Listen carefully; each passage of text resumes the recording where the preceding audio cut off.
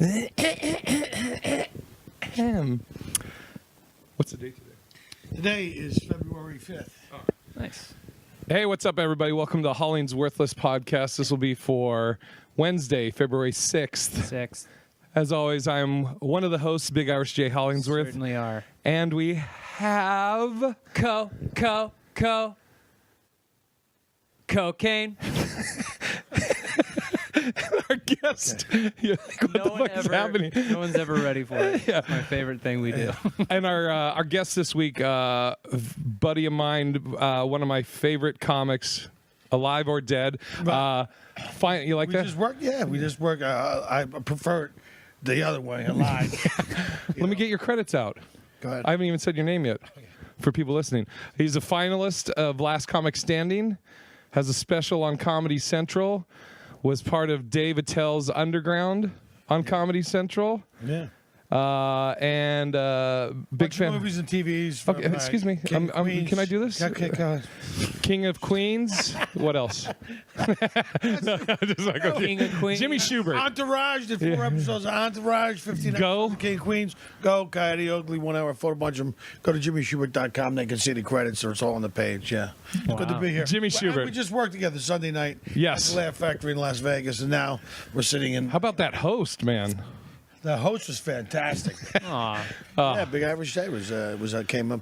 I mean, with a lovely surprise. You and Bronx Billy come out. Oh yeah, Billy O'Connor. Billy Oh, I O'Connor. love Billy. He was in He's a great Vegas. guy. So yeah, I've run into him a bunch of times, but yeah, he's a good egg, and so these guys come walking up. I was like, that was a great little surprise. And Dom Herrera was there. Yeah. It was a cool little Jesus. hang. Robert Dave came in because he was at the 7 o'clock.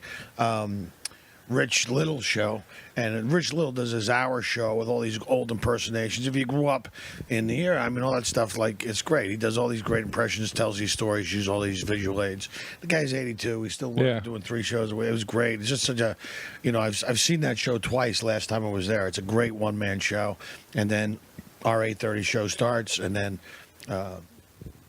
Saturday and Friday they do a midnight show there with Carl. Yeah. So it was a great weekend to kind of hang out. Oh, yeah. Robert Davi, the actor, came in, and we almost got him to stay for our show. But yeah, it was a great hang. I love the club. It's good to see Harry Basil, and it's it's kind of Jason Lawhead. Jason Lawhead was there, and of course we saw Brett Ernst and Paul Verzi over at the on Tuesday night. We went over there and hung out, and we hung out with Mike Gaffney all week, who was over at Brad Garrett's joint. So it was like a cool little That's great. Vegas week. Yeah, I was. So I went to Vegas to my old roommate Yates, who I hadn't seen in like 15 years. He told me he was going to Vegas for a bachelor party, Super Bowl Sunday. Right. I was like, I'll drive out. We'll watch the game out there. And then I hit up Harry I was just asking him for a guest spot. I was like, hey, you think Saturday you might have anything? He was like, are you going to be here Sunday? And I was like, yeah. And he goes, you want to host the show? And I said, sure, not even knowing who it was. Because I was like, I can get a little scratch while I'm out there. Fraser Smith was hosting the show, Right. But he had to take off because he had to get back to L.A. to do his show. So. Who's great. I love Fraser. Yeah, Fraser's great. We had fun all week, man. We were cracking each other up. And, and then you came in Sunday. So it was a cool, fun week. Got to see a bunch of people. Vegas is kind of like that now. Yeah. There's so many comedy clubs up there. You go, like, who's over at the Rio? Yeah, it's crazy. Who's over at the Cellar? Who's over at Brad Garrett's? Stratosphere. Yeah. And it's like, hopefully it's like guys you all gel with. So yeah, when I didn't even know it was you until Billy told me, because Billy told me he was in Vegas, and I was like, yeah, I'm going to be over at the hosting at the Laugh Factory. Are you comfortable? Yeah. All right. And he was like, oh, you're working with Jimmy, and I was like, oh shit, it's Shubert. And so then I was like amped because I love watching you. Like, I think there's comics, like you're friends with, and you're friends with them, and you're cool. But then there's also comics that you're friends with that also you're just like, I love watching them work, and you're one of them. Another person who I fucking was just like in awe of worked with not too long ago was Bob Marley. Oh, yeah. Bob Marley, someone said, the guy's got 14 albums. He's got 14 comedy albums, an hour worth of material, and like 12 of them are on Maine. Yeah. I mean, that guy works in Maine. He does corporates in Maine. He makes a great living, but he's hilarious, dude. He's just funny, period. Oh, yeah. I mean, I know some of this material's about Maine, some of it's about relationships and your mom and your dad and family stuff. He's just, he's been a favorite of mine for a while. He's like, he's kind of like, you know, he's like a Boston guy. Yeah. But he's got that Maine thing. Yeah. And he's like, and he has that Brian Regan kind of manic like thing. Oh, He- dude. Yeah, I so caught much- a little Regan. Yeah, but they're just guys that are like that. I probably came up at the same time, but both hilariously funny. Yeah. I mean, you know, but he does have a little of that kind of. He just works clean. He just kills it. He just, you know, nobody knows Dude. knows the guy, but he probably makes. I mean, like, you know, mainstream, like people would. Yeah. You know, but I mean. Just a crusher. And like, so one thing I was like, you know, I'm watching your set as a fan of comedy, but then also just like studying your style. Like, you fucking just you hit a punchline, and like there's so many, which I mean, this is how, you know, in my opinion, stand up is supposed to be. So many tags within your story. You know, it's not like a long setup punchline, then another long setup punchline. It's tag punchline tag. You know, just so many punchlines within. Yeah, it's like, you know, some of it happens on different layers, and I appreciate the kind words that. Yeah, but I work hard on the writing. I mean, the writing thing is, I mean, I watch guys like, you know, I watched Carlin. I saw him at the Comedy Store. I saw Kinison, and you saw Robin Williams, and you saw all the good Big RJ. and everybody. And like, I was working the door at the Comedy Store when all these guys were going up, and I got to watch them and learn from them. And that's the way I remember. That's the way I like comedy. That's the way, you know. Dice was another one, like Zing. I mean, is just a killer, man. I mean, Harry Basil, who owns the. I mean, dude, when that guy was in his prime doing that act in the 80s with all those movies, dude, you could see people's heads going back and forth, and just it's crazy. But I mean, that was like my college essentially. I learned by watching all these amazing comedians, and you can learn as much from a bad comedian as what not to do than you could learn from a great comedian what to do. And I just like always overwrite. It's my thing. I just always overwrite and scale back and overwrite and scale back. And then you have this nice, and then you kind of layer it in with these funny words like, you know, balloon knot and sewer pickle. Hey, I'm trying to relax.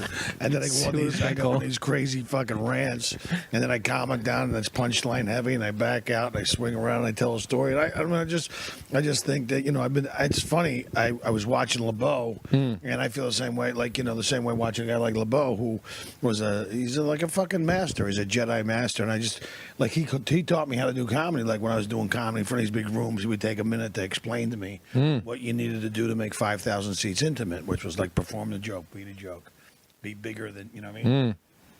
And so, so I get to see him. I watched his show the same way like you watch my show. You just like, kind of like, yeah, but it's just the way I work, and I like it, and I think people appreciate it.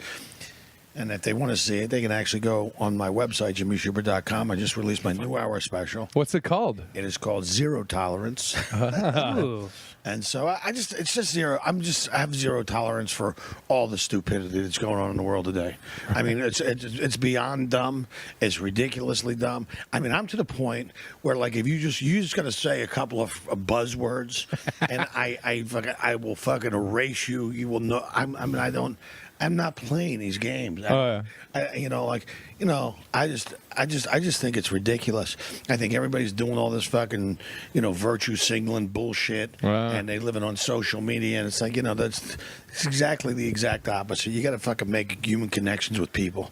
I think it's a fucking game. It's a distraction, and I think people play it, and they're idiots for fucking playing, because if you don't play, then you don't get caught up in it. So zero tolerance. So Zero tolerance. Yeah, zero tolerance. Zero tolerance. A little bit lighter on the album. yeah, What were you gonna say, King? I was just so I just learned what virtue signaling is, and I think I'm even getting it wrong, but if virtue signaling is coming to the aid of people like Captain Savaho. No, well, explain it to me again, because I feel like virtue signaling, like, you know, here you could do something nice for somebody and nobody else could know about it. Like, you do just random acts of kindness. You hold the door for somebody. You say please and thank you. You look somebody in the eye. You make, you know, virtue signaling is when you want credit for being a fucking good person. Like you want the credit. Oh yeah, by the way, I just don't like okay, yeah, we get it. I'm doing a 5K. I'm doing it. Yeah, okay, I get it. He just did a 5K. Yeah, you know what I'm saying? He just did a 5K. That's hilarious. So it's like, and was posting all over social media. It was part of a challenge. I wasn't like racing for the cure. Well, the funny thing is I just say like people that just do that shit, like just go do it. Yeah, exactly. Go do it. Shut up. It's like people hashtag. So it goes, oh my god, did you hashtag it? You're so brave. I'm like, listen, you fucking moron. Go out and fucking do a 5K. Raise some money for charity. Good recovery. Oh no, this wasn't for charity. Go feed some homeless people. He just wanted to be able to post it on Instagram. Shut up. Right, It wasn't my idea. Well, look, I just accepted the challenge. maybe his heart was in the right place at the end of the day. He won't look at me anymore. If you're watching the show on YouTube, Jimmy is averted. It's like all these people, and you. What do you mean these people? Like I'm talking about the people out there and in the corners of the ethers. Yeah. All these fucking seething hordes of fucking fucking dumb trolls. Oh, with yeah. their fucking unlimited hashtags stuck in their cubicle and their fucking hateful job, and really all they're doing is just projecting all this shit in their own life onto yours, and they can do it without having to take credit or look you in the eye when they do it. Yeah. Which is quite fucking cowardly. I mean, there's a guy sitting in his basement, hasn't paid his parents' rent. He's fucking playing PlayStation 3 for 24 hours a day, smoking reefer, eating Cheetos, and beating off till his dick's orange from all the Dorito dust. And he's going to make a judgment call on my life. He's going to sign on YouTube and fucking put a negative comment under one of my videos. Really, you fucking scumbag. Do you ever respond to trolls? I don't. I don't block them, but I don't respond to them. See, this is because if you were sitting in a restaurant and two people were standing there yelling back and forth at each other, it would be really tough to see which one was the idiot. Yeah. But if there's just only one guy yelling, go look at that idiot yelling at that other guy. Yeah. I mean, it becomes quite obvious. Yeah. I mean, only if you engage. And besides, I'm not letting fucking some douchebag judge me. I'd go do my life for 6 months. Yeah. You'd fucking quit. You'd have a callus on the roof of your mouth from a loaded fucking revolver. Are you fucking kidding me? Go ahead. Someone's talking about stalkers. I go, you'd have to be independently wealthy to stalk me. I travel all over the country.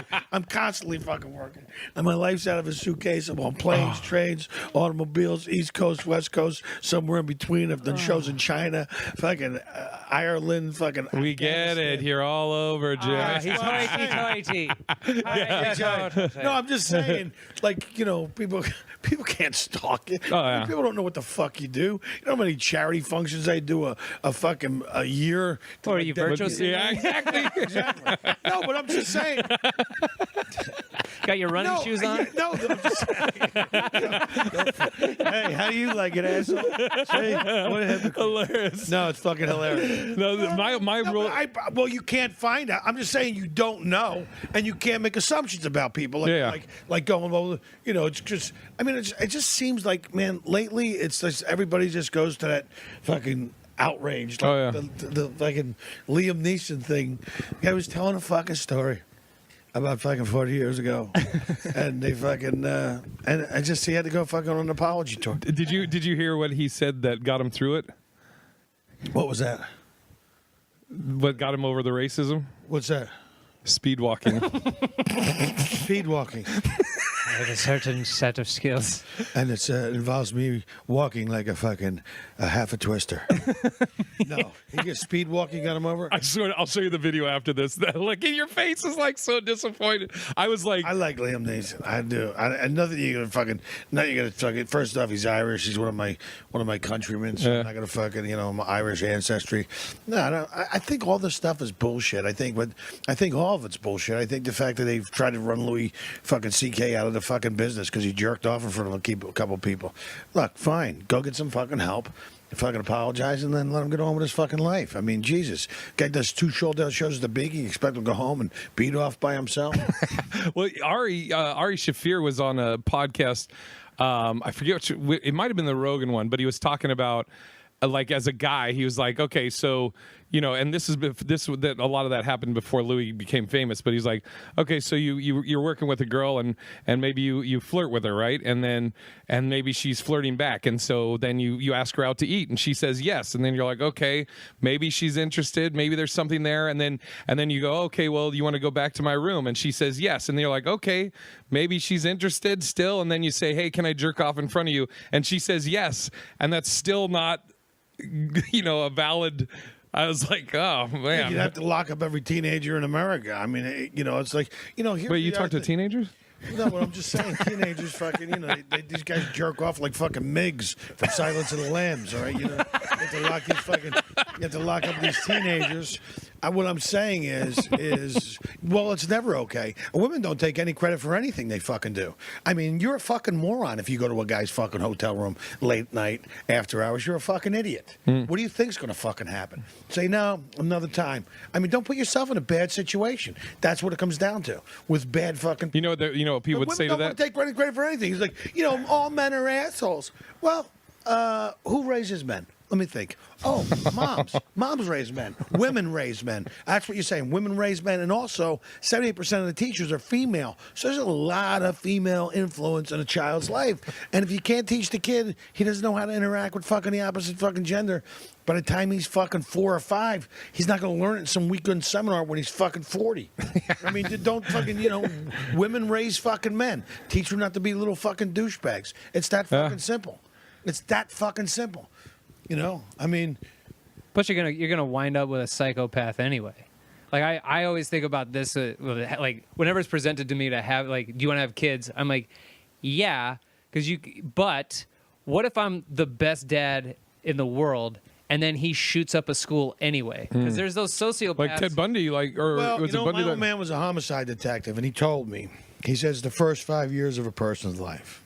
He said, if that person is born into a nurturing, loving, caring environment where he's looked after and taken care of and loved, then he will turn out to be a reasonably well-adjusted person. But if he's not, if he's born into an environment where there's neglect and abuse and there's fucking beatings and there's alcoholism and there's just a fucking no love at all in this environment, then you can guarantee he'd walk up and say hi to you and shoot you in the fucking head. He turns into a sociopath. He has nothing to compare it with. He doesn't know what love is. He's never received love. That's all it is. And he'd walk up and shoot you in the fucking head as I say hi to you. But you do. There's a great book out called The Sociopath Who Lives Next Door.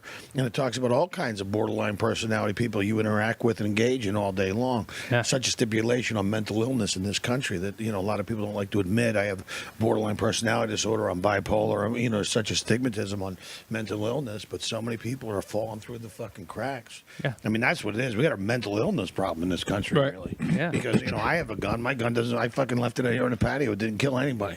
I came back the next day. I said, let me just put one in the chamber. And I came back and it didn't kill anybody. And then I came back the next day and it still hadn't killed anybody. You're a shitty shot. I mean, I also like the idea. I wanted to call back to this, but I think it's hilarious that on the roof of your mouth, there's just one dry spot. Yeah. That just makes me laugh. Yeah. That you're just from all the constant attempts at suicide, but you're too. Yeah. You can't do it. No, because I keep getting interrupted. People will come over to a podcast. People will come over. I'm going, fuck. I just fuck. Did you taste that Chick-fil-A when I brought it over? It was delicious. It was good? Fucking delicious. Okay. Yeah, dude. No, it was great. Dude. That was right on time. But no, it's funny. Just the guy could life. He's too busy to commit suicide. Yeah. I have engagements. I'm booked 6 months out. I can't let my book it down. Oh, fuck. Look, as soon as I'm done this run, I'm telling you, hey, good news. You just filled up. You just fuck. Yeah, dude. You're just like this. The big email. Bing. Call back. Fuck. And what's great is suicide. My big break. I got to go back for the callback. Suicide is another thing. That's hilarious. He's too busy to kill himself. Would be great. And it's just suicide is just the one thing on his to-do list. He's on the bottom of his list right now. But it's a typical thing. When you no longer make anything the most important thing in your life, then it comes calling. Like I was out here when I was a kid and I left after Sam died in '92, and I said, well, fuck it, I go to Florida. I'll do whatever, cruise ships or whatever. I'll do some club work. I'll just work out of Florida. It was a big enough state to work there. And I really started kind of focusing on getting ready, just doing a lot of writing and trying to find my voice and everything. And it was funny because then it was like, you know, I went up to Montreal. I went up to these like places like I didn't give a fuck anymore, and all that stuff started kind of lining up. The minute you didn't make it the most important, because I tried to get to Montreal 3 times. I said, fuck it. I went up and crashed it. And then I got all kinds of fucking from that. And then I went up to next year and crashed it. And then I went up and crashed it. And then wound up having a development deal. And a couple of them actually came out here and started working on. But I mean, I was just in Florida, minding my own business, playing golf 3 times a week, fucking enjoying my, you know, the girl I was with at the time. And we were just kind of, yeah, it was fucking beautiful. And I was working 6 nights a week at this club as a house MC. Huh. And it got me really fucking good. I found my voice. How long were you house MC for? About 8 months. Oh, okay. You do it. It was Monday. It was like 6 nights a week, Tuesday through Sunday, and you had to do fucking 30 minutes up front, 15 in between. Damn. Yeah, it was like 30 up front. You okay, Kane? No, I'm good. You missed him yawning. Jesus. I wasn't yawning. Well, what were you doing? Agreeing with my mouth open. Agree with his dick. Don't you look? It looks an awful lot like young, but it's not. Yeah. It's not. So you're working on projects, are you? That's a great story. He's coming to wake up call. That's great. Try not to take it personally. I'm the only guy talking right now. So you're nodding off.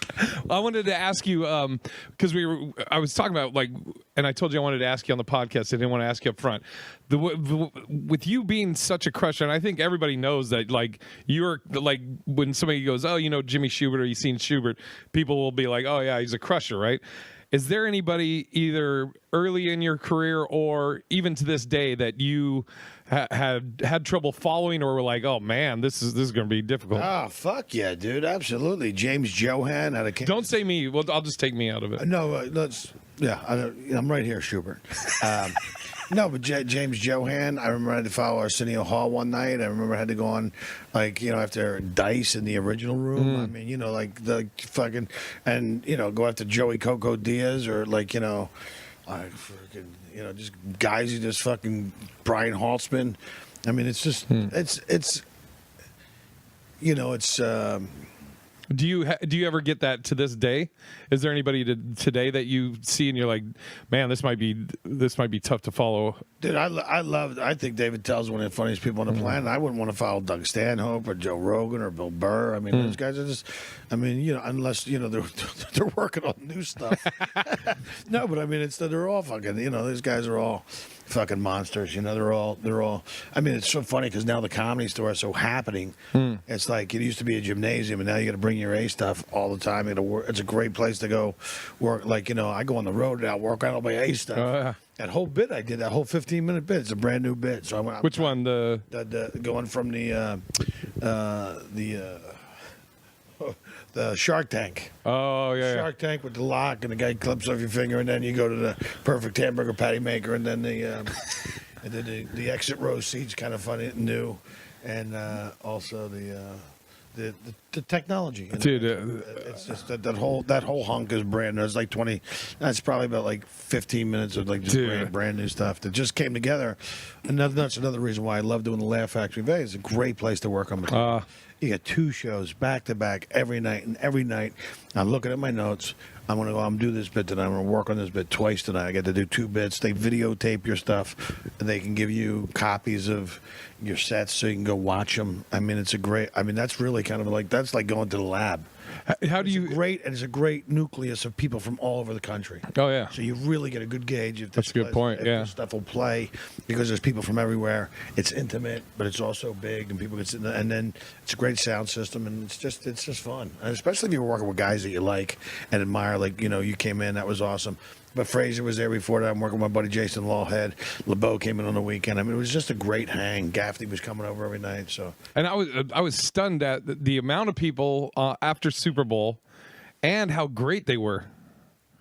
Yeah, both crowds. Yeah, we had an 8:30 and a 10:30 Super Bowl Sunday after the game. They were probably the best crowds we had all week. Really? I'm not even kidding. They got every joke. Well, it's probably more exciting show to watch than the.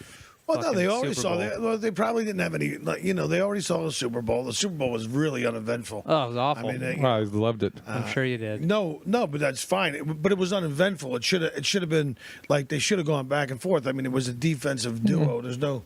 Hey, bro, it wasn't like the Eagles. Hey, bro. Patriots. It wasn't like the Eagles Patriots, bro. It wasn't like that. Yeah, I know. Like we That was a shitty one. Just constant. Well, no, why? Because no, it was just fucking good. It was. Maybe I drama. like defense. Yeah, bro, I like drama, bro. Well, I like defense. Bro, you can go eat a bag of You dicks. just like wins. You know that Yeah. No, you shit go- Super Bowl. No, it was a shit Super It Bowl. was awful.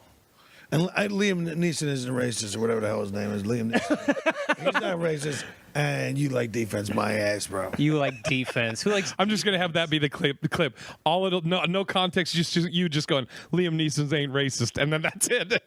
I'll just put that up. No, don't do that. Don't get me in trouble. Don't do that. They'll come after me. Yeah, exactly. Racist because Yeah. Neeson's racist. Well, how do you feel about that? Because like. You know, you've been doing well. No, I mean, I don't mean the Liam Neeson thing. I just mean in general. Like everything is gotcha culture. You know, it's like, Dude, that's why I got zero tolerance for it. I'm not playing the fucking game. I'm like, which hey, that's the name of your album at JimmyShubert.com. JimmyShubert.com. So Zero on Vimeo, tolerance. you can check it out. But I just think it's all fucking stupid. I think it is just fucking stupid. I think people are getting played by the media in this country. I think that these cable pundits make millions of dollars keeping us divided. They take these extreme positions. It's no longer about news. It's opinion-based shit. I'm not taking fucking world advice from a douchebag wearing fucking foundation and fucking hairspray. I wouldn't even have a fucking beer with you. You're reading from a teleprompter at a fourth grade level. The story's written at a fourth grade level. You're a fucking teleprompter jockey. That's all you are. I don't give a fuck. You barely made it through fucking, Syracuse University to get your broadcast degree, or McGill, or wherever the fuck it was. And now you get a fucking broadcast degree and you sit around and write about people's tweets all day. How fucking great's that? How great's that? You get a fucking broadcasting degree from McGill University and you sit around and talk about people's tweets all day. That could be the dumbest fucking job ever. That's pretty bad. Have you ever has anybody ever come at you like either like after a show and been like, hey, this really bothered me, or I was offended at this, or Oh yeah, but I did obviously do a joke about the kids today, the shooting. I mean, I don't know how you get 6 pipe bombs in your house.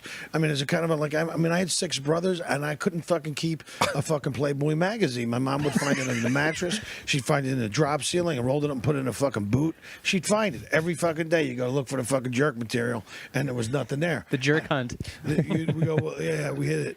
And mom would find it, and mom would fucking throw it out. You're like, fuck. I just wanted to jerk off. Yeah, and you had to find that yourself. You didn't like go buy but jerk what I'm mags. saying, but what I'm saying is, it's just, I just don't understand how, that's part of but that's part of everything. It's part of both parents are working now because the houses are bigger. You don't get, everything's become so much more expensive. And this is what they wanted. Believe me, they want you fucking working. Your kids are at home doing whatever the fuck they're doing.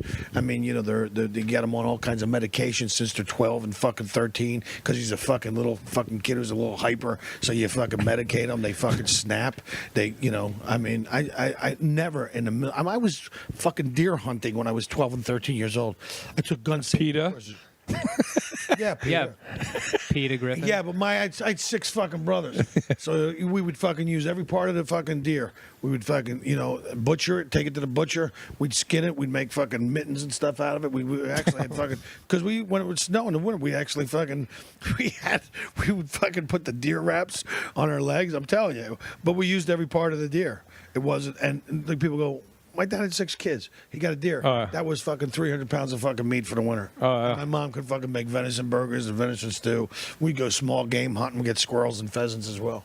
And we'd just fucking learn to clean it and fucking eat it. you could have sold those burgers for $1. Sorry, what's the problem? Those venison burgers. Venison burgers. They're good, man. Yeah, All you that could shit. have. But here's the You other could have thing. sold them for $1. Yeah, but none of that fucking meat has chemicals in it either. You're missing it, awful. Jimmy. Yeah. What am I missing? What joke am I missing? You could have sold the venison burgers for $1. Ladies and gentlemen, this is the level of comedy we're doing. No, I'm kidding. Yeah, it's over for $1. Oh, Jesus, Sorry, Jimmy. Jesus Fuck me. I'm the bad guy. Yeah. I didn't get that joke. I'm the bad guy.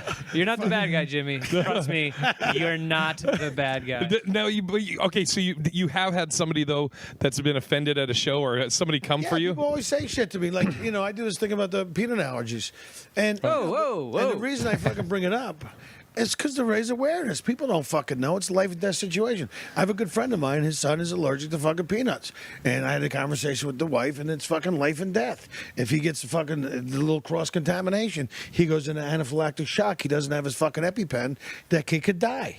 I mean, I do it to raise awareness. I'm not making fun of it because it's what I say about the whole fucking thing with Mr. Peanut.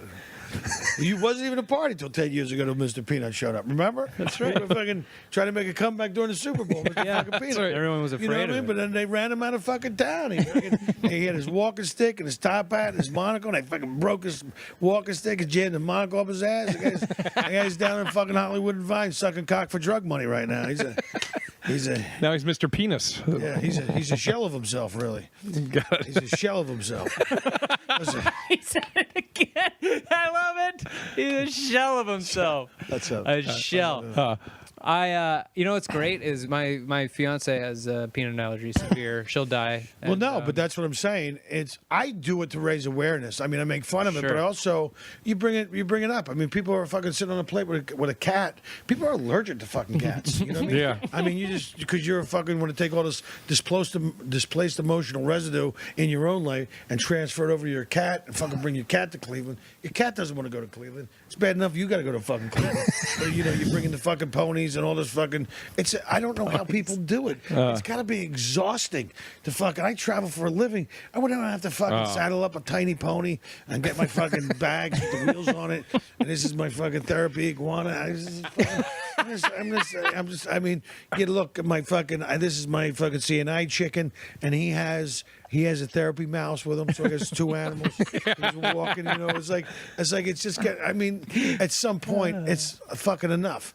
If you can't fucking fly, then stay the fuck home. There's people out there that, I'm sorry, if you can't, and all of it's bullshit. I blame the airlines because they really have a lot to do with it. It's all their fault. I mean, if you stop charging people $75 to fly their planes, their fucking their pets across the fucking country, then they won't fucking put them underneath. But some people have lost pets underneath. They fucking it's gotten too cold or whatever. Oh yeah. So they've been sued by the airline. But I mean, it's like, why even fucking subject you? You're going for fucking 4 days. Yeah. You think you could just put your cat or dog in a fucking doggy hotel for a fucking couple days? Jeez, you're gonna fucking drag his ass to airports and fucking. I love it. And, I mean, there aren't any lions out in the Serengeti going, hey, Fred, don't eat that gazelle. That's Joe. He's my therapy gazelle. I feel bad after the hunts. I feel bad after I rip a zebra's throat out, and he helps me. Don't eat him, please. Don't eat him. I mean, there's no other animal that is arrogant as fucking human beings. To fucking drag a fucking guy. It's not bad enough. You got to go. You want to fucking bring your peacock with you. I don't know if you know, peacocks, not really big flyers. Okay? Not big flyers. Why would you bring one on the fucking airplane? Now, what were you gonna say, Kane? I was just the first time I heard about therapy pets, somebody showed me a video, and it's of this woman like losing her shit. Right? She's like up against the wall, and I think she's filming herself. Yeah. So someone's like, "This is what a therapy pet or a therapy dog does," and I thought it was just dogs. I didn't know it was all the menagerie. I didn't know. No. It is just dogs. Dogs are trainable to do certain Right. things that fucking cats. Can you imagine having an epileptic seizure next to a cat? It's just He'll licking walk your away fucking- like he doesn't even know you. He'll fucking play with your shoelaces for 20 minutes while you lay there and do the 911 shuffle. That's right. And then he'll fucking grab your fucking debit card, jump on the internet, order 900 cans of premium tuna from Japan on your fucking debit card, and then wake your ass up and blame it on the dog. That's what you're up against with a cat. No, it's dogs are trained to do certain Right. things. You know, Yeah. I've known dogs that are actually can pick up on human emotions. They use them in domestic violence cases. Yeah. When someone's going to testify in a smaller courtroom, the dog knows when someone's getting over emotional. Something. Really? Look at. Yeah, dogs are trainable to do a fucking amazing. Some dogs have been known to sniff out fucking ass cancer. Oh yeah. Yeah, they've had certain fucking pit bulls and Is that what they're checking in the other dogs? what's that? Ass cancer. Well, Is that what they're checking in the other dogs? I don't know. I think he just smells my dog. Did your dog? Did you have just ass rip cancer? one? Yeah, just rip one. There you go. I There's the ass wait for the cancer. dog to get right up in there, and then I just rip one right in his cake. Make it easy for him. Because he's got like 10 times the smelling powers that we do. That must be really Oh fun. man, smell cancer. But anyway, so I saw the girl's like up against the wall, and she's like hitting herself. And Oh, I've she's, seen like, this, Really yeah. smacking her, and then the dog is like trying to stop, like putting his paws on her arm to drag her arm down, and then finally like drags her all the way to the floor and starts smelling her. So she just starts sobbing and holding the dog. And I go, well, she's autistic, bro. Yeah, That's and a so- fucking behavioral disorder. so I was like, wow, that's really sweet that the dogs are that they do that. And then the person showing me the video goes, yeah, she killed herself 6 months later. And I was just like, so the dog didn't do his job? Jesus Jeez, why are you Christ. showing me this? No, people are just look. People just are nuts. I mean, it's people just don't. They don't have the. You can't say nuts, Mr. Schubert. Well, oh, that's right. Are you allergic to nuts? No, that's my fish over there. I call him Swimmy Shubert. That's pretty good. I love it. That's I pretty fucking good. love it. Swimmy Shubert. Swimmy Shubert. What was the thing you said? There was something you saw the documentary or something. Oh no, I watched because you were talking about how like before earlier in the show you were talking about how like you nurture a child like their first 5 years and they'll be able to be well adjusted reasonably well adjusted after that. I just got done watching American Crime Story. Have you seen that show? The assassination of Gianni Versace, and how fucking I thought it was going to be about Versace. I did not know it was going to be about Andrew Cunanan, but they break down that dude's whole story of like, but they work backwards like Memento, and it's basically all the shit you were saying, where it's like they kind of, they show him as a kid and he's getting sort of everything he wants, and you're like, where does this? You're like trying to see, well, where does this mindset of like I gotta destroy people's lives just to get known? Well, it's it is. I can see that shit coming a fucking mile away. I stay away from anybody like that. I don't want. I just don't want any of that fucking my job is fucking my life and my fucking job is tough enough. I don't need fucking people like that. I mean, that's why social media is not really. But you're right. There's people like Andrew Cunanan out there. They're fucking waiting for somebody to come along. They're fucking predators. They fucking hunt. They'll fucking rob you. They'll fucking ruin you. There's just people out there looking to ruin your fucking life. You get in a relationship with a girl and you're happy. Some ex-girlfriend will see that shit online and fucking send some emails or some shit like that, or somebody for no fucking reason. I mean, I talked to my web guy who told me, he goes, there's people out there that have 40 Twitter accounts. They have 40 Twitter accounts, and then they troll Twitter and they look for something to get fucking angry at, and then they'll attack you with all 40 fucking Twitter accounts, and it looks like people are ganging up on you. What the fuck did I do? Yeah. And these are fucking bots, or these whatever they are, the Chinese, the Russians that are working these fucking social media platforms. I mean, looking for weaknesses. I mean, it's like really, I think it's fucking stupid. I think the thing that made us great is the ability to make eye contact and discuss ideas and connect with each other as fucking human beings. And all this Facebook, fucking Instagram, fucking bullshit. I mean, what the fuck is an Instagram model? You show fucking you're fucking hot. You're looking at one. Yeah. He's a plus size model. He's an Instagram Very model. plus. I used to strip at Chunkendales. On Pale and Chubby night there. Well, I mean, you didn't have to throw in. I used to operate. I used to dance. For I mean, I had it. You didn't have to. No, I used to dance for them as well, under the name of Pinky, back when I first came here to Hollywood. I was Piggy. Pinky, it's fucking hilarious. No, but I just think it's all. It's all just a fucking distraction, and I think I got rid of my cable box. I don't fucking have. I watch what I fucking, I watch fucking movies. That's it. I don't watch fucking TV. I think it's all a fucking joke. I think people are getting played by the media. I think they're manipulating people. I think fucking Facebook is the same way. I think they fucking control ads. They control what you see. They control data.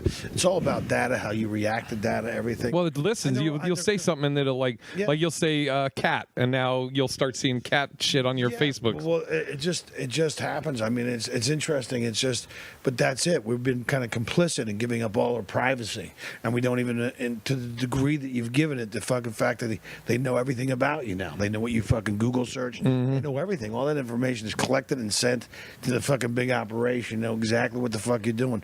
They don't even have to watch us anymore. We're watching each other. We live in a big digital panopticon, which was this prison that was invented by Jeremy Bethany, who was an 18th century sociologist and behavior analyst, and he basically designed this prison. And from one point, you could see all the fucking cells, and all the prisoners had to behave like they were being watched 24 hours a day because they never knew who they were. What was it called? It was it's called a panopticon. It's a type of prison. Panopticon. Yeah. We're living in a digital prison. Is essentially what I'm telling you, because everything is viewable from every fucking point. They know what you're doing. They know that you carry that phone with you. Oh, I know. Check it everywhere I you hate go. it. I mean, it's just. I mean, I don't know that I sound like fucking John Connor from Terminator. The machines are taking over. They have driver Google cars. You know, I'm doing a Schwarzenegger impression Of John Connor? Yeah, Yeah. If Schwarzenegger played John Connor. Yeah, no, he didn't. I fucked it up. I meant to do what's the kid's name?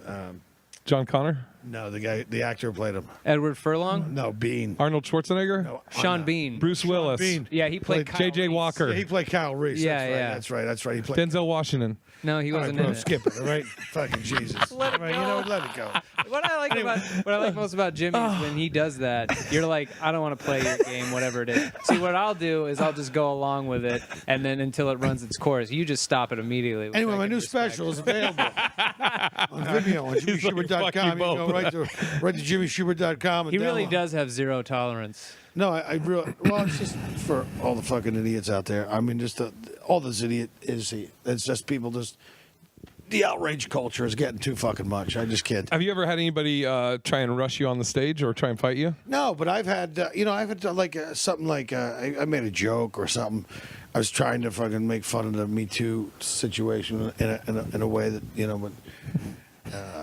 but didn't really come across the right way. Right. But That's the thing is people don't understand. Like at some point you have to work out the joke. Yeah, so that's exactly right. You have to work out the joke. You have to have an environment where you can feel safe to work out the joke. Right. And You need a safe space to work out the joke. Well, no, you don't need a safe space. No, You just need to it's know a that joke, everybody's going Jimmy. to know that you're telling a fucking joke and not take you seriously. Right. And try to fucking like gang up on you for no fucking reason because of some fucking stupid Saved by the Jimmy, Bell, bro. Is this Jesus podcast Christ. over? Holy shit. Is this You have to get it. podcast over? Go ahead. You need help up? Low couch. Hold on. Let me shut So Kane, so you're watching the. So anyway, it's really good. You should watch it. It's called what's it called? The Assassination of Gianni Versace. No, the show though. It's called. American Crime Story. 'Cause American Crime Story. They did the People versus O.J. Simpson season 1, which was awesome, and then I'm like, Oh, okay. I saw that. I'm yeah. going to the fucking bookstore and I'm picking up all the books that are based on these shows because they delve into other shit in the books. But like, I'm like so. I'm like, that's like 90s nostalgia. I grew up in the 90s, so it's like I can get it, but I don't want to like live back in that day until someone's getting murdered. Then I'm like I gotta see everything. I feel that way about like World War II documentaries. Like I was just watching one. Is that you grew up in World War II? No, but when I was younger, they would play all those movies. I mean, I like finding out the actual shit. Fucking acknowledge my joke, Jimmy. God damn it! Don't fucking just keep. No, I'm not acknowledging. Sick of you. Zero tolerance. Yeah. No, I'm just kidding. No, but I just. Fuck, I don't. There's any point. I'm sorry. My story's not important. The fact that I acknowledge his joke is the important thing. I was in the middle of a fucking story. World War II documentaries. Well, because I want to, like, you thought you knew, and you start watching these documentaries. Like, I didn't know fucking Hitler had a fucking girlfriend. Oh yeah. Proving Eva Braun? Yeah, Eva Braun. Eva Nadoff, the greatest fucking non-love story of all time. Apparently, she was 17 when they met, and he was 40. She wasn't allowed to tell anybody. It was a secret because apparently the guy who murdered half of Europe didn't want to be known as a fucking creeper. He didn't want to be known as keep it on your head. And he actually thought, like, part of his charm was the fact that women actually thought he was sexy. Like, he may not be much to us now, but in 1934 Berlin, he was like the Matthew McConaughey. But he was like... I mean, Hitler had a fucking girlfriend, bro. Proven it again. He looks Chicks like always go for the assholes. He looks like a substitute Chicks always teacher. go for the to me. assholes. And you're Jewish, so nobody can get offended that you're. Yeah. Yeah, Schubert, huh? especially not Yeah, Swimmy, spell it the- yeah. Swimmy Schubert over there. Yeah, Schubert, German Jew. And Irish. I'm not fucking Irish. I'm not a fucking. I'm a goy.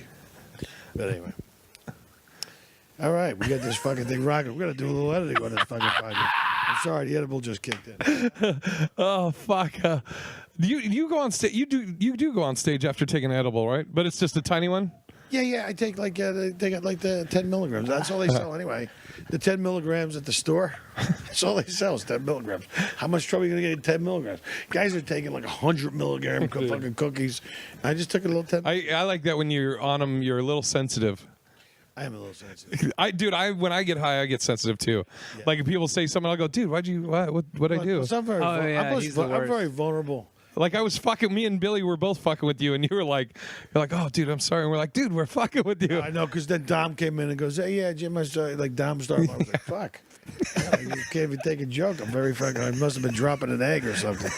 Must have been having a fucking period. I was very. Dude, you can't say that. I can do whatever the fuck I want. Right? No one's gonna see this goddamn fucking podcast. We're doing it from my house. You guys don't even have a studio. You had to come over here. No one's watching this fucking. You guys. No. We bring Chick-fil-A. We try and. No, Chick-fil-A got me. That makes it all worth it, right? It does make it all worth it, bro. Right there in a nutshell. Oh fuck, my face hurts. And people are gonna be like, Chick-fil-A. So you support people that. You know, bro, I can have a fucking, I can have a fucking Chick-fil-A without fucking, saying without getting all fucking political. It's a hell of a sandwich. That's all I'm gonna say. It is. I don't hate gay people, but it's a hell of a sandwich. I've never. Right? Do you have gay friends? I have some of my best friends are gay. Do you have a black friend too? Yeah. A gay black friend who's Republican? I got a fucking lot of friends, motherfucker. I have more friends than you two guys. Together, combined. All right? Take that. Take that, assholes. I don't disagree. I'm sure that's true. Oh, fucking hell. So have I told you how Jimmy and I met? I don't think so. Bend comedy competition. Comedy competition. I was up there that year. I was. You were hosting. I was hosting, and I was hosting the competition. I was doing Morgan. Sean McCann. Yeah, Morgan Preston and Sean McCann, and so I hosted it, and then you were one of the guys on the thing. And you were sitting there. We're at a pub, like a pub. Yeah, we're just at a pub. And he wears a basket of garlic knots. And I mean, you can just go over there, you can smell it. And go, oh, this guy's breath's going to stink after this. Like he's going to be able to knock a buzzard off his shit wagon. And he's just fucking popping him in that 6'8" fucking cake hole of his, And he just fucking popping him and just talking to these bitches like nothing. He had 3 chicks sitting around the fucking table. Talking to him like nothing. Like, It gets better, Kane. Hold on. He's just popping in fucking garlic knots, just fucking breathing on him. Hey, what's up? How you doing? And I'm going, this guy must have a fucking dick from here to the fucking beach, because these women aren't waving, they're not making faces. And he's just up there. And I think he just grabs one and takes her out in the parking lot. I go, he's going to get down there, throw a couple fucking tongue darts in her sausage wallet, give her some garlic, his garlic breath inside her fucking, make her vajazz stink. Now her vajazz is going to stink like that. And then throw a couple tongue darts in the clam sandwich down there. And dude, I was just coming in, I go, and he comes out with a big smile on his face. And I go, look at these fucking animal. He was able to, after eating a big fucking basket of garlic nuts, he was able to fucking take this girl to the parking lot and fucking get a hand job with no contact or whatever the fuck he did out there. But he came back in looking like the cat, like a cat that got caught with the hand in the cookie jar. And I go, I liked him. Dude, he got close the deal after a fucking basket of fucking garlic nuts. And so the next night in the competition, I think you were supposed to. I think like part of the competition as the host, you had to bring up everybody the same. Like, the next guest, one of our favorites, so everybody has the same. But as he's bringing me up, he's like, this next fucking guy, fucking garlic knots over here. Let me tell you this fucking story. So he tells the whole story right before he brings me up. Do you remember that? Yeah. Did you come in second on that fight? I think so. Yeah, he came in second. I gave you the MC sheet. Like, I love this guy. But here's a story. You tell a personal story. He goes, these guys don't almost hang out. Yeah, it was fun. People are voting. They're like, "Where's garlic knots?" I don't fucking see the name. garlic knots. Oh fuck, dude. That was so funny. Oh, that was a cool. Like, it's so funny, dude. You do all these fucking crazy road gigs and stuff and running into people. It's like part of what I love doing, but that's why I love comedy. Oh yeah. Fucking Bend, Oregon. I shot my first special up at that theater up. Oh really? Yeah. I shot when I produced it and stuff. It's like crazy, but. That's and then I worked with you a bunch at Parlor in Bellevue. Yeah. Where I was the house MC for 3 years. Oh Jesus! Now who's yawning? That's all right, bro. I'm gonna contact fucking yawn from this fucking night. Oh fuck! You all right, Kane? Fucking garlic knots. Dude, garlic Fucking nuts. garlic nuts over there. Oh, Garlic nuts. That killed me. That was so Look fucking at you guys. funny. You're doing our podcast here, and you can see obviously. I mean, during the day I practice magic. I got my cups up there. do you do magic? I heard you talking something about magic in like just as like your own thing or. Yeah, I've been doing this since I'm 9. I'm gonna fucking, Oh well, I don't know, Jimmy. You don't have to Magic fucking table. come with me. Alright. This energy, I gotta this think dark arts You of are energy. fucking very sensitive. I have zero Alright. tolerance for. Oh, Shit, here we go. quarter. What's that? It's quarter. He's gonna get it from behind your ear. Look at he's fucking like. What can you do? Look at he's like, fuck you. What can you do with this? I don't fucking play with quarters though. I use grown man coins and cards and everything else. I'm not doing it now. So if I had a silver dollar, you'd probably do something I have a with it. silver dollar. Just Ooh, relax. do you have a silver just dollar? Relax. I'm not gonna do it now. Oh, I got this. Let's finish the fucking. Let's go. That's my poker fucking card holder. Is that your poker card holder? Yeah. Oh, is that the fucking? That's the poker card holder right there. Yeah, that's probably. I don't want to grab your dick. No, just grab my wrist. Would you just grab my wrist? Yeah.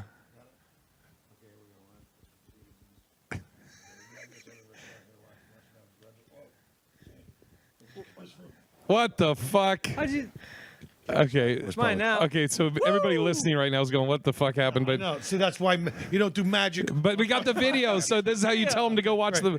Well, they're gonna fucking break it down. Watch it back in Jesus. slow motion. You go, there it is. What is that? Yeah, exactly. then someone's Get the gonna leave trolls. comments and Their 40 accounts are gonna email you. I haven't fucking like I just put out the troll bait. Oh. Here they come. This Have you- Liam Neeson apologist just did a magic trick that I broke down.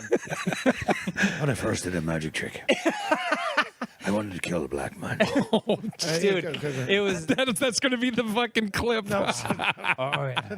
Don't be a dick. I'm fucking with you. I'm fucking with But you. I mean, what was he thinking? Oh, dude. He didn't that's what I even was- even have to tell the story. They Yeah. asked him, "How did you get to that place?" And he goes, "It was in a dark place many years ago. And a good friend of mine got raped, and I think it was a family member. He said. yeah, and he was fucking angry, and he was walking the streets, and those thoughts would pop into anybody." He said, that's the basis of human reactions at our fucking Abdullah Longata, our lizard fucking brainstem. Dude, I was watching a fucking. It's a great thing. I saw this woman fucking pull down her pants and shit in a fucking Starbucks, and then pick up the fucking turd and throw it at the dude. All right, I've been mad at people before. I never been. I'm gonna fucking drop fucking trowel, fucking shit on the floor and throw it at you, man. I've never been that fucking guy. But people get fucking angry, and he was being honest about his emotion or about the place he had to tap into to fucking do an honest portrayal or whatever. And so he's going to get away with it. It's not even close to what I think. People are just so fucking sensitive now. The thing I was wondering though is I was, because my first thought was that is like somebody says your cousin or so whoever was raped and you have that initial thing like I want revenge. And they say it's a black man, so you're like okay, it's a black man. But I'm wondering if the girl would have said it was a white guy, would he have done the same thing? Would he have walked the streets looking for a white guy? With a thing. I think he would have walked the streets to fucking get revenge, to get even. And it didn't make a difference who it was. If you've been wronged or you find, fuck, I'm going to find this fucker. Try to find the guy who fucking did it. Yeah. I mean, that's what I would fucking do. I'm not going to go fucking put a couple fucking rounds in a guy who didn't have nothing to do with it. Yeah, well, I mean, I think that might be one of the things too, is that he was saying he was just waiting for any black bastard, as he said in the interview, to basically kind of come at him the wrong way. And I think that's one of the things that people Do you think once it came out of his mouth, that he, as soon as he was like, I was looking for any black bastard, like he had to think about it, and that's what came out. And do you think as soon as that happened, he was like, oh, can we go back? oh no. Well, you know, Oh, no. look, you know what the problem here? This is what happens when you're not willing to fucking have a dialogue. If you're willing to have a dialogue, then have a fucking dialogue about it and fucking talk about it. Dude, there's fucking, they act like fucking. Look, I don't know what the experience is like being an African American man in the United States. I have no fucking idea, nor am I going to pretend to fucking know. I don't know how, but there needs to be a dialogue here, bro. Look at Chicago. Black on black violence. They're killing each other at such an alarming rate, and it would make the freaking KKK envious. And I'm not, but I mean, your refusal to look at that shit. I mean, that's black on black violence. That is responsible for more black deaths than anything. I mean, seriously, the gang violence. It's like. someone said that we're like number one in gun violence, and if you took away 5 cities, Chicago, Detroit, Miami, Baltimore, and Los Angeles, we dropped number 2 from the bottom. Really? Yeah. So Damn. Yeah, and so I'm just saying, look, there's a dialogue needs to happen. I mean, I'm it's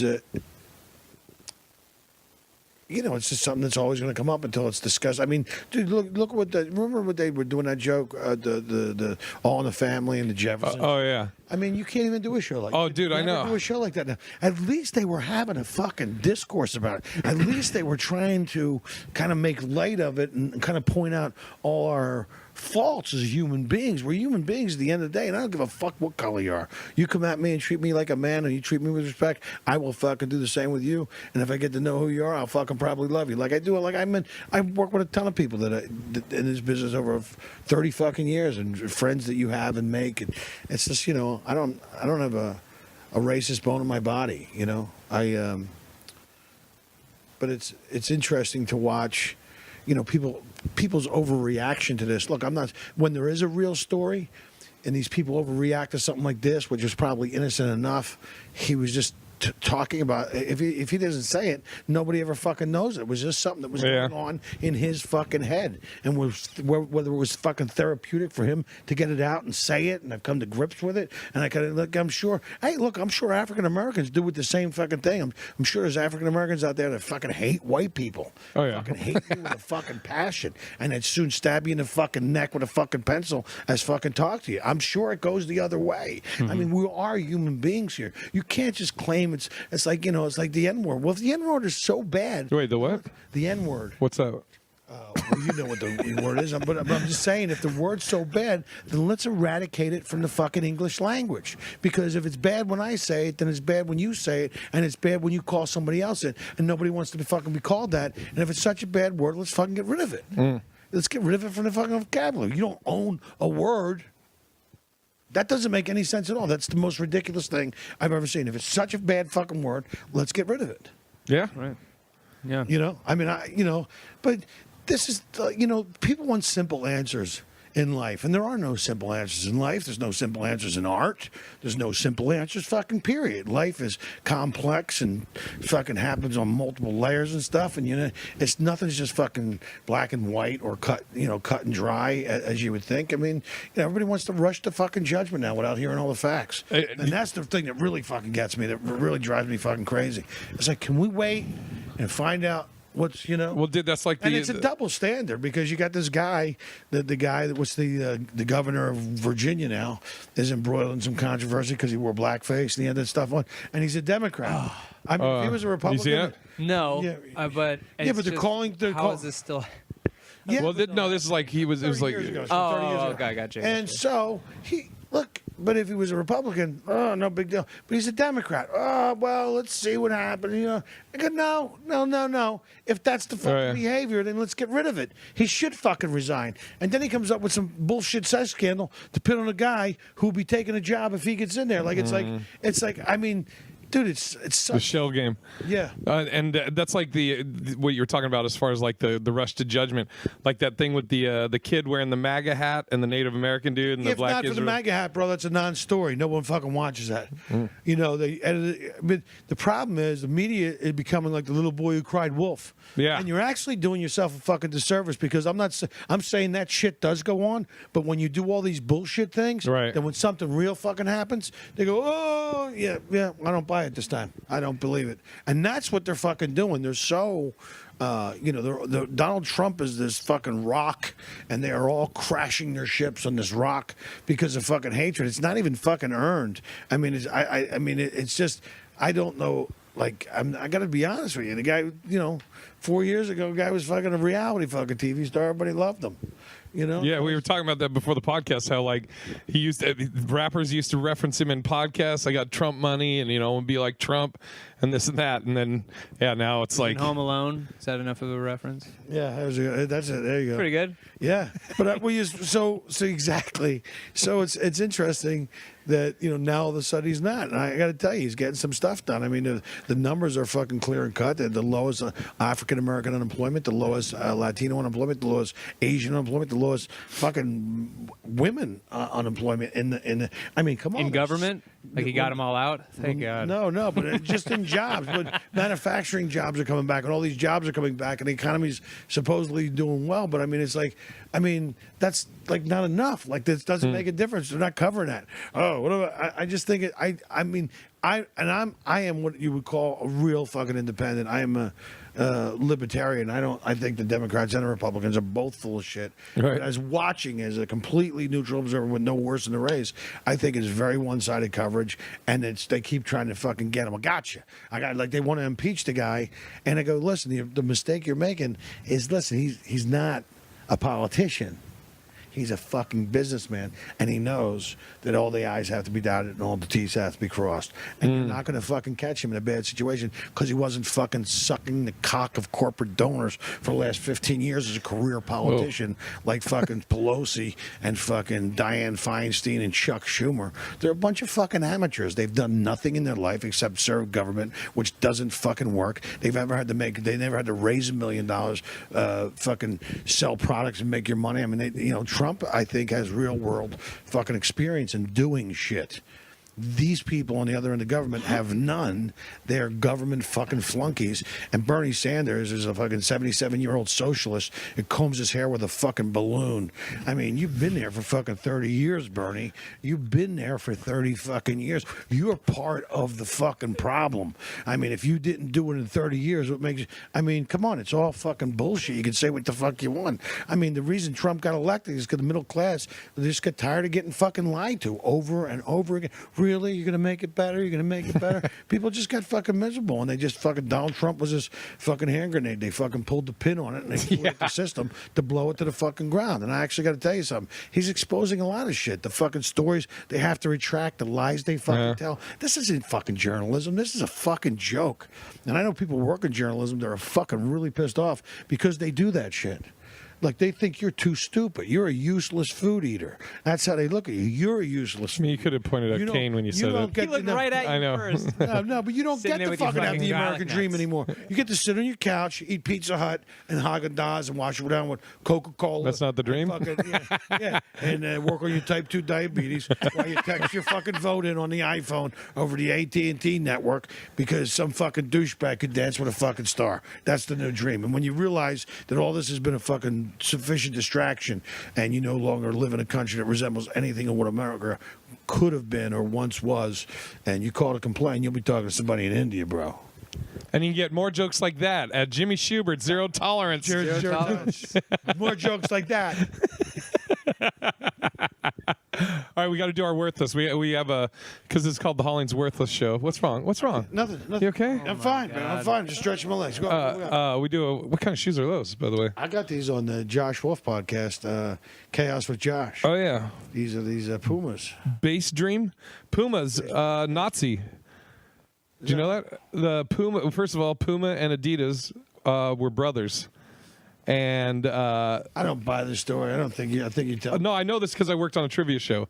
Okay, so they were both brothers.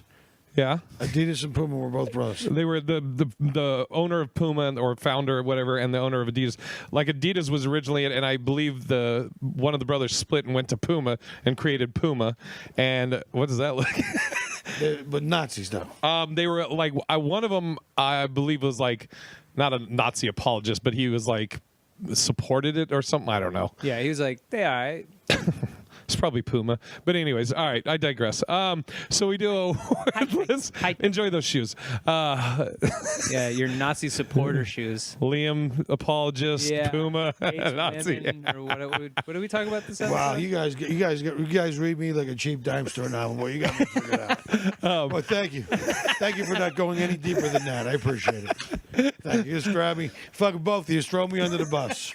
I was just coming down the street. I'll be right there. You know what we never got to do? What? Our try to make someone sound racist segment. Oh yeah. We never got to do it. We never got to go, whoa. Well, he steamrolled it, Yeah, so I really- couldn't. we- That's like we do. It's like not a segment that we announce, but like somebody will say something, we'll be like, "Whoa, dude," and try and make them think Jimmy, that they said something. Jimmy, the best part about the segment is that when you do it to somebody unwittingly, they don't know. It's essentially like of the verbal. It's like verbal Twitter. So you say something you don't mean to be offensive, and then we overreact. Overreact. Yeah, and you then take a ridiculous position. Yeah. Yes. And overreact. And Yeah. the best part is watching people try and talk their way out of it. Makes them sound so much worse. Whereas you're like, nah. And we never got to do it because it wouldn't work on you. Yeah, it wouldn't work on me. I'm Yeah. impervious. I'm like, fuck it, unless you got kryptonite. Also, I'm gonna look into being a libertarian because I think I'm like in that position. I didn't like one way or Independent? the other. Well, you know, yeah, independent. Well, yeah, you know what the thing is, that is, you know, it's like really, it's just, you know, because you know, liberally, I'm very liberal socially. I don't have any problem, but I like Any problem with what? anybody. I got no problem with anybody. What does that mean? Motherfucker. Nice try. It wouldn't work on me. It wouldn't work on me. It's impervious. I swear to I was like, as soon as you said independent, I'm like, that's me. 'Cause Yeah, I didn't like any fucking choices. Everybody was like, I remember when it came up, it's like everybody was saying you're not voting for Hillary, and then the assumption was you're voting for Trump. And it's like, I don't like either option. How do you fucking? She's a fucking Hillary was a fucking Batman villain. Donald Trump was like at one point you just wanted to mush them together and call it clump. It's like a comb over coming on you on a set of cankles in a fucking pantsuit. That's fucking having coffin fits and not releasing his tax returns. I want to be president. So, yeah. I know, no, but it's like, you know, yeah, it's such bullshit. I don't even fucking play anymore. I don't watch. I don't care. Well, all right. Just minding my own business. I got plenty of shit I got to do. That has nothing to do with whether fucking Trump, what he says or what his Twitter account says. I got shit to do. Oh yeah. I got so much shit to do. I had to work on my website. I had to do the production and release my fucking special. I got a lot of shit going on that I have to work on without fucking waking up and looking. I got to see what Trump's tweets are today. Did he shit? Donald Trump shit there. Donald Trump shit there. Oh my God, Donald Trump shit. He had some soup. I fucking hate Trump. He shit and he had some soup. What else? You're like, what are you, are you a fucking mentally encumbered fucking douchebag? Go get a life. JimmyShubert.com. Go get a fucking life. Zero you tolerance. fucking loser. You. And go buy my special. Go buy a special. Go buy my special. Right on there. Do I know how to sell or what? Do I know how to sell? Come on. We'll take a picture of Swimmy Shubert, and you can like that photo on our Instagram. Yeah, but I don't know, man. It's just all getting so silly. And I don't know where it ends. I don't even know if it swings back and becomes normal again. What do you mean normal? Exactly. Hold on, we got to do our worthless and worthy. So we do a worthless and or worthy of the week, or worthy. Yeah, we can say either one, whatever somebody wants to do. I'm sure your worthless is probably going to be the media. The worthless of the week, or what? Or do you have something else you want to say as your worthless of the week? Worthless of the week was the Super Bowl. Worthless. Fucking First off, because you should have been playing the fucking Saints. I'm Oh sorry. yeah, that's true. That's a bad fucking call. I think it would have been a much better game with the Saints. Yeah, you got Drew Brees going against Brady. That would have been great. I just think that would have been what everybody fucking wanted. I was so obvious and so ridiculous. And they lost a lot. That fucking, boy, they're in trouble, man. They've lost viewers on top of viewers. Yeah, was it the lowest in 10 years? The commercial, nobody even fucking gives a fuck about the commercials. I mean, you got a fucking idiot at the fucking helm. You got an idiot at the fucking helm. I mean, you know, you know what I can't stand? I can't stand a company that doesn't know its fucking brand. Like the NFL. The NFL is, you have your own fucking day. All day Sunday, games fucking top to bottom. People fucking, it's right before I gotta go to work. I wanna fucking unplug my brainstem. I wanna watch some fucking football. I wanna watch guys fucking play. I wanna like the gladiator shit. Right? And you fucking ruin it. You fucking ruin it because you don't understand what your fucking brand is. You know what I mean? Goodell's full of shit. I don't know. I mean, it's just fucking stupid. Look, people don't want politics in their goddamn football. Get it the fuck out. I know a lot of these NFL players go into communities and do a lot of great fucking work. then fucking highlight that. Show them what they do. And look, and use that platform rather than fucking disrespect people who fucking died for flagging. I just think. Oh, so you don't support Cap? No, I don't support Kaepernick. You know what the fucking thing is? I don't support anybody like that. You can't fucking God damn it! I thought it was. No, fuck him. Fuck him. You're a fucking shit. You're a shit fucking player. You're a shit fucking player. I mean, one fucking game, he had -5 yards. He's shit.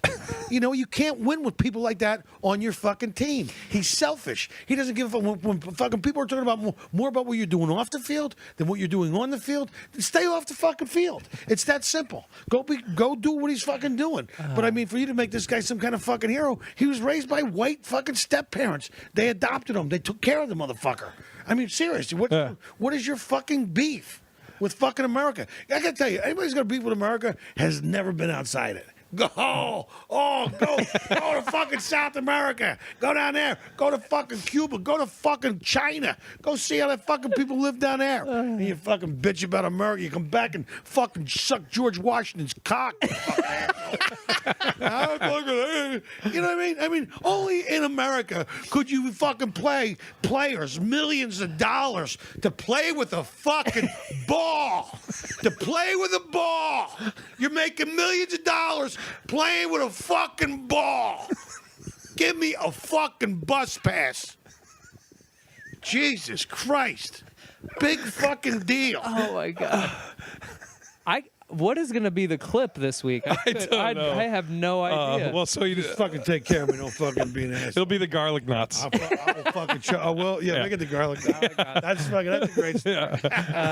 No, I mean, really. Or maybe this. I just think all this stuff, it's such fucking bullshit. It's like, come on.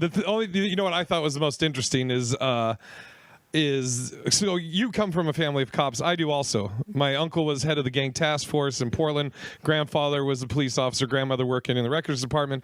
Grandfather on my dad's side was chief of police in San Francisco. So I come from a family of cops too. What I thought was, or that's kind of interesting, is people will say that they support Cap, so they're going to boycott the NFL, but yet nobody is saying, oh, why isn't Kaepernick saying we should have Nike be boycotted when he signed with Nike and Nike does the jerseys for the NFL? It's all just a fucking, It's all just, dude, the stock went up, the stock went down. Some people burn their shit. Look, here's how I vote. Look, if I don't like what a company's doing, I don't go fucking support it. I don't watch it. I don't do it. If I don't like what fucking Nike's doing, I'm not going to buy it. I'm not going to support it. I'm not going to spend my money to it. That's how that's what I do. I'm just going to say, if I don't like a fucking company's brand or then I'm not going to watch. I'm not going to participate in it. That's how I vote. I vote with my wallet. Do you tweet it out? No, I'm not going to tweet it out because there's a bunch of fucking lunatics out there who can't handle the fucking truth. You can't handle the truth. I'll rip off your Who's neck. going to do it? You, Lieutenant Weinberg. You keep going. Keep going. 50 feet on a wall where they want me dead. They want my men dead. You can't handle the truth. I love it. You, Lieutenant Weinberg. I love that movie. What's your worthless or My worth worthless it is, or worthy? Twitter, media in general, and I deleted my Twitter. So now he doesn't have a Facebook, doesn't have Twitter. Nope, I'm all done he's with it. cutting the fucking ties, and a lot of people should get off it because listen, dude, I've seen people have more fucking meltdowns on fucking Facebook. I mean, that's a rant that should be reserved for the inside of a therapist's office. Look, you're playing games. You're talking about shit you and 2 other people know about on fucking Facebook as a passive aggressive fucking douchebag. Look, fucking keep your fucking play your cards close to the vest. Everybody doesn't even know what fucking, here's an idea. Here's a great idea. Maybe you could let some of these people out there wonder what you're thinking. You know what I'm saying? Like maybe, I wonder what he thinks. And then instead of fucking blasting out every fucking stupid fucking thought you have all over the fucking Ethernet. I'm sorry, I'm a dichotomy. I don't. No, that's fine. I gotta do enough social media to fucking be relevant, but I really. How much do you hate it?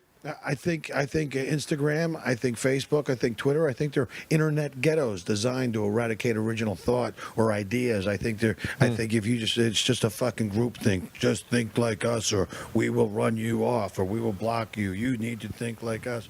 It's silly. You're being manipulated. You're being fucking played for the fucking fools that you are if you play that game. You really are. I don't watch fucking TV. I listen to fucking music. I watch movies. I don't fucking let these people into my head or into my life. I don't fucking jump to conclusions. Every once in a while, I'll fucking scour the news and look for something to talk about in my act. But I'm just done. I'm done. So what's your Instagram handle? My Instagram handle is Jimmy Shubert. Twitter @Jimmy Shubert. Jimmy Shubert community fan page. JimmyShubert.com. And yeah, it's all there. I have to be accessible. I know. So, that's why you're doing this podcast. Otherwise, you'd think you guys would get together and talk to people for a fucking week if you didn't have to get out there and get your word out there. Dude, it's so just along with what you're saying, my buddy Kev, I think I might have told you about this in Vegas. He has like 3 million followers on Instagram, and he's a great comic. But he's got the social media game down. And for the longest, I mean, I think I have like that old school stand-up mentality where I like was just fighting against it. And I'm like, fuck, I don't want to do all. But so this year, my goal is I'm like, okay, every day I got to do something on social media, and I'm trying to embrace it and everything. No, look, I do it for. Here's what I'll do. I will promote my tour dates. I will fucking go on and tell jokes. I will fucking write jokes on Twitter. I'll do fucking promote my things I got coming up, but I got some great fucking show business news. I'll put it out there. I'm not going to talk politics. I'm not going to weigh in on fucking stupid situations. I'm allowed to fucking think the way I think, and I don't have to tell you what I think. I don't have to explain to you. I certainly don't have to tell you who I vote for. Back in the day, I asked my grandparents who they vote for. They said it's none of your business. Yeah. Wow. Okay. That's the politics I grew up with, though. So I mean, it's none of your fucking business. Focus on your life. Focus on your life and your fucking dreams. And you can use social media to do it. I'm just sick and tired of it. It's like not everybody. Maybe some people shouldn't be on social media because they can't handle it. Yeah. Good. What are we both looking at? Yeah, exactly. All right, my worthless of the week. These fucking mopes that say it was a shitty Super Bowl. Fucking idiots, right? That fucking defensive game is great. Oh, God. You're my worthless. Yeah. Really quick. We're gonna have a Patreon set up for HollingsWorthless. You can go to bigirishj.com and It's Patreon. you don't know A giveaway. Do you know what that is? It's a giveaway. Yeah, I mean it's like so you could have set up a Patreon for your special, so to speak, or I'll tell you about it after this. Okay, People don't want to. Okay.